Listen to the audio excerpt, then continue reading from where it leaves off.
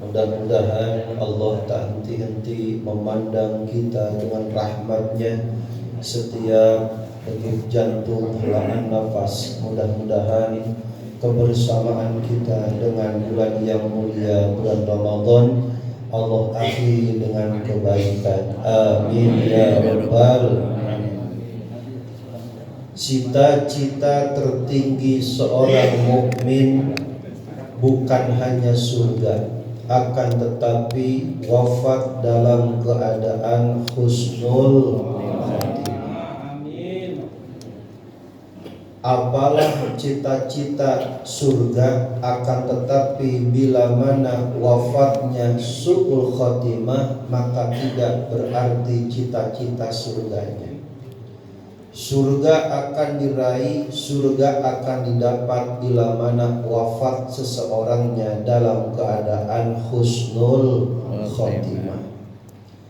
Jika wafat dan kematian seorang mukmin dicita-citakan dalam keadaan husnul khotimah, demikian akhir Ramadan kebersamaan kita harus juga husnul khotimah. Segala sesuatu itu baik, diawali dengan cara yang baik, diakhiri dengan cara yang baik. Awalnya bekerja dengan baik, maka jikalau keluar pun harus baik-baik. Semuanya harus baik. Awali dengan baik, akhiri dengan baik. Bertemu Ramadan kita dengan cara yang baik, maka kita akan akhiri Ramadan dengan cara yang baik. Wafat husnul khotimah, kebersamaan dengan Ramadan husnul khotimah. Husnul khotimah akan menghantarkan esensi kehidupan manusia menjadi ahli surga. Semua pengen ke surga, semua rindu sama surga, itu mah biasa. Yang luar biasa, surga merindukan manusia. Kalau manusia pengen ke surga emang kudu standar gitu kan. Tapi yang lebih hebat bagaimana surga merindukan kita. Kira-kira bisa Pak? Bisa kira-kira? Insya Allah. Kalau kita merindukan surga itu mah masih bertepuk sebelah tangan. Kita doang yang ngerinduin, surga mah belum tentu. Kalau surga merindukan kita, ilok masa kita nggak mau. Kata berapa begitu. Bila mana surga merindukan kita, masa enggak mau dirindu sama surga? Bila mana kita merindukan surga, itu mah baru harapan. Namanya Arab belum tentu surga mah mau ke tempatan kita. Kita aja yang sok-sok mantesin, padahal mah belum tentu Mau. Belum tentu pantas. Iya. Bagaimana belum tentu pantasnya iblis ibadahnya ratusan juta tahun. Iblis ada yang di sini ibadahnya ratusan juta tahun. Atau kalau ada mah apanya iblis? Temennya. Iblis ibadahnya enggak nanggung-nanggung ratusan juta tahun, tetapi enggak ke surga karena satu kesalahan iblis. Apa kesalahannya? Iblis sombong, kagak mau sujud. Kagak mau sujud. Iblis kagak mau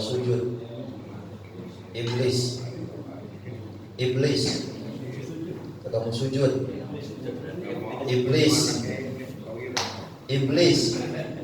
kagak mau sujud. Iblis mah enggak sujudnya cuman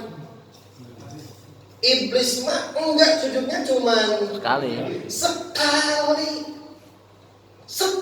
enggak sujud, Allah langsung murka sama iblis. Padahal iblis ibadahnya ratusan juta. Iblis aja yang ibadahnya ratusan juta tahun, sekali enggak sujud, murka Allah. Iblis sujud enggak sujud sekali. Iblis enggak sujud. Iblis enggak sujud sekali. Iblis enggak sujud Sekali. Kalau kita Berkali-kali. berarti atuh ulang coba. Iblis enggak sujud. Berkali. Iblis enggak sujud. Berkali. Kita Berkali-kali. atuh lebih baik ngapain ya? Kalah iblis mah. Iblis mah cuma sekali enggak sujudnya, kita mah yang sering kagak sujud mau ke surga. Iblis aja kagak sujud sekali kagak surga, apalagi kita yang sering kagak, apalagi kagak pernah ditanya mau ke surga, mau sujud kagak ya. Iblis aja kagak sujud sekali ditolak, apalagi kita yang jarang-jarang sujud.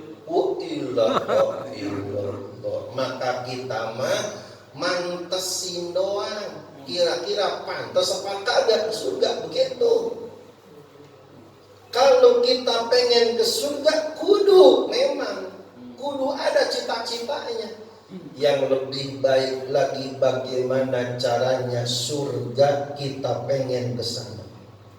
Kalau kita rindu surga biasa, yang luar biasa surga merindukan kita. Bisa? Insya Allah. Bisa? Insya Allah. Mau tahu? Oh. Dua orang yang mau tahunya. Mau tahu? Mau. Yang ngasih tahu bukan saya. Yang ngasih tahu adalah kekasih Allah Subhanahu. Apa kata Rasul? Arba'atun mushtaqun bil jannah. Ada 4 orang yang dirindukan surga. Cuma 4. Jadi banyak kan ya? Ada 4 orang yang dirindukan surga. Ini mah kebanyakan gimana ya? Cuma 4 ini mah. Berarti perlu diundi nih ya. Ada 4 orang yang dirindukan surga, hanya 4-4-nya. Ustaz udah kan nggak bakal lebih. Takutnya ditangkap KPK. Ketuanya aja dipanggil. 4 manusia dirindukan oleh surga. Kebalik, surga yang merindukan 4 orang ini. Yang pertama, orang yang dirindukan surga adalah talil Quran, orang yang dawam membaca di musola Al-Hikmah ada sebuah komunitas. Orang-orangnya enggak muda-muda lagi. Katanya mah menurut analisa jemaahnya udah lama. Saking lamanya pada bangkotan. Udah kelihatan dari raut wajahnya udah mulai pada nunduk. Saking udah lamanya. Itu orang-orang walaupun bacaannya enggak kayak kori-kori internasional, tapi enggak pada mental. Ngaji baik. Kenapa emang ngaji? Memang ada tempelannya. Bukan cuma ngaji Quran doang, memang dijadwalin kudu bawa tajil. Bener ini ya? Begitu ya? Pantesan baik pada mau katanya mah 4 sehat 5 sembuh. Enggak ngapa-ngapa, memang kadang-kadang kudu dibegituin. Enggak dipaksain mah susah. Memang ibadah mah kudu dipaksain. Nunggu hidayah mah ya, nunggu kudu diburu hidayah mah. Hidayah mah bukan warisan, enggak bisa dibeli.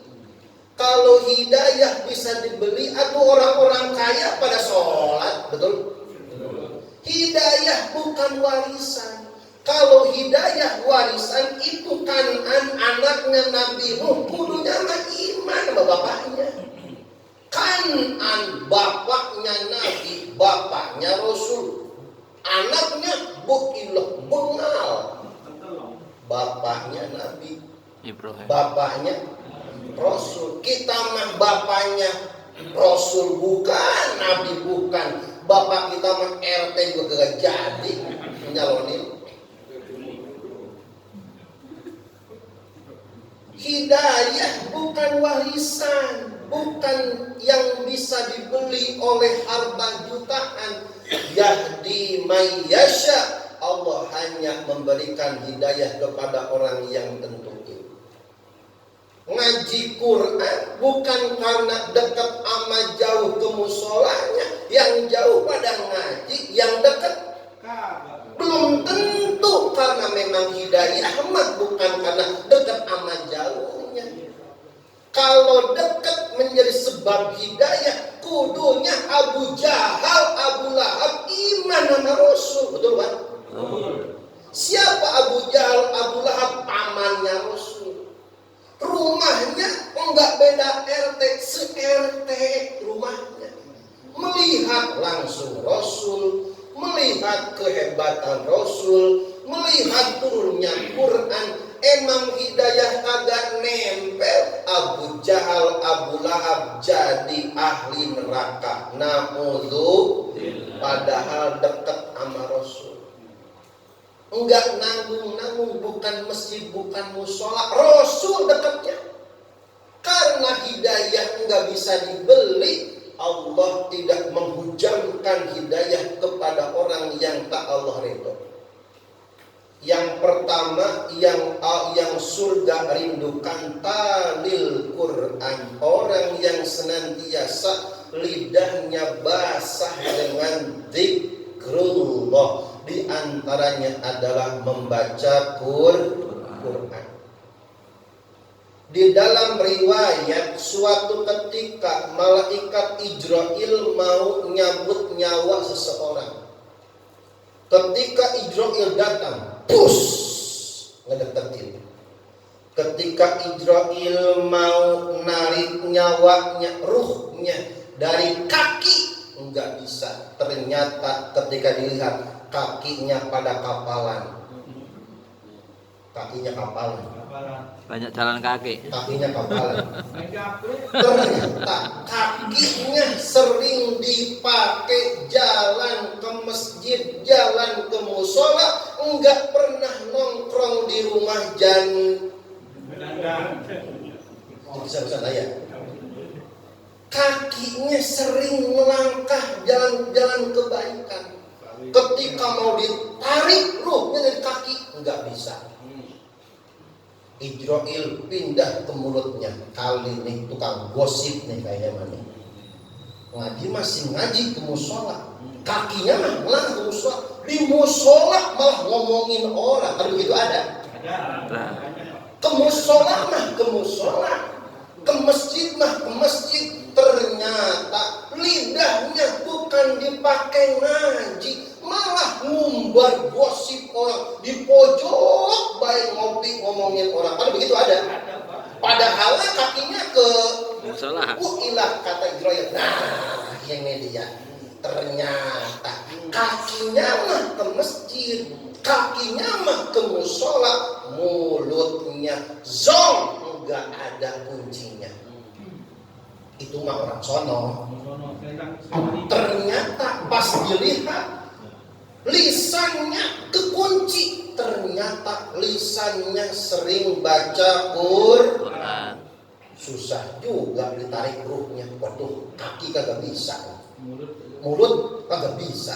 Kali tangannya suka tangannya. Pas ketika ruh mau ditarik sama tangannya, ilah ternyata tangannya penuh amal perbuatan. Walaupun sering masukin ke kotak amal cuman 2 rem, masukin kecil tapi sering. Itu tangannya sering membantu tetangga, tangannya sering buka portal, tangannya sering buka portal, tangannya sering buka. Ini mah portal mah dikunci mulu. Orang mah dibuka supaya lewat kerja subuh orang. Ini mah dikunci paten. Begitu ada. Belah mana orangnya? Tangannya banyak kebaikan, nyantunin orang, bantuin orang, gorong-gorong macet dia bersihin. Padahal bukan gorong-gorong dia. Tangannya banyak kerjanya. Pas Israel mau narik ruhnya, tangannya banyak gawainya ini. Kaki enggak bisa, mulut enggak bisa, tangan enggak bisa. Lapor ke Allah, ya Allah, enggak bisa saya narik ruh hamba-Mu ini. Kenapa emang? Kakinya rajin ngaji, lisannya sering baca Quran, walaupun bacaan Qurannya lampu merah tabrak baik. Kudunya mah direm gas baik, emang enggak ngapa-ngapa, salah juga, emang namanya belajar. Tapi katanya Allah, belajar lama-lama gak bisa diambulu. Gak ngapa-ngapa namanya belajar. Gak bisa mulut juga. Ketika dari tangan, gak bisa. Tangannya banyak bagusnya. Terus bagaimana ya Allah? Gak bisa dicabut ini orang. Israel sini. Ambil lafaz Allah, tulis di tanganmu. Simpan tanganmu di kepala embun-embunannya tuh orang yang akan engkau cabut ruhnya. Maka dengan kuasa Allah itu orang wafat husnul khotimah. Maka biasanya kalau orang mau meninggal, ruh bagian badan yang ditinggalin adalah kaki. Kaki biasanya orang yang mau meninggal pada dingin. Kenapa orang pegang-pegang ini? Kalau sering dingin, sering kesemutan, itu tanda-tanda. Tanda-tanda dingin, kesemutan. Itu tanda-tanda asam uratnya naik. Tenang dulu, gak apa-apa. Gak usah tegang-tegang, apa?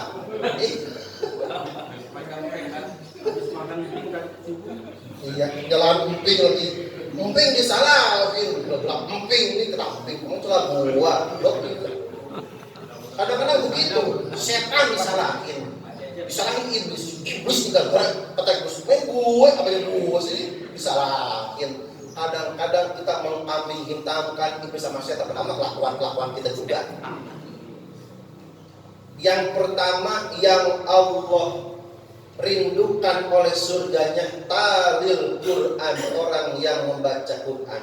Kata Rasul, Iqra'ul Quran fa innahu ya'ti yaumal qiyamah syafi'an li ashabi. Bacalah Quran karena Quran akan mati-matian membela orang yang mengamalkan membacanya kelak di hari kiamat. Atasan ketika kerja selesai di dunia, punya bawahan banyak selesai di dunia, punya teman goes di dunia selesai, punya istri selesai di dunia, pangkat jabatan selesai di dunia. Nanti di akhirat mereka lari dari kesemuanya, takut diminta pertanggungjawaban. Hanya satu yang akan mati bela-belain kita, Al-Quran. Ditanya, Bapak nanti kalau meninggal di alam barzah mau terang apa gelap? Terang tuh Ustaz. Ditanya, emang baca Quran? Jarang, ya hilang. Baca Qurannya jarang, alam barzahnya mau terang. Emang di sana punya orang dalam begitu? Bawa senter dia. Senter, ilah geprek sama terakhir. Maka man yazro yahsud, barang siapa menanam dia akan memetiknya. Lisan ini baca Quran, nanti Quran akan feedback, ngasih pembelaan bagi orang yang mengamalkannya, insya Allah. Yang pertama, manusia yang dirindukan oleh surga adalah orang yang dekat sama Quran, lidahnya basah sering membaca Quran, maka Ramadan adalah syahrul Quran. Maka Ramadan bukan mencetak supaya kita bisa puasa. Ramadan adalah kesempatan menjadi kita mantesin supaya dirindukan oleh baca Quran mumpung bulan Ramadan, bulan yang diturunkannya Quran. Tingkatin cinta kita sama Quran, insya Allah Allah akan membalas cintanya kepada orang-orang yang mencintai Al-Quran, insya Allah. Yang kedua, ketiga, keempat, insya Allah tahun depan dilanjutinnya. Akhirul kalam, assalamualaikum warahmatullahi wabarakatuh. Waalaikumsalam warahmatullahi wabarakatuh.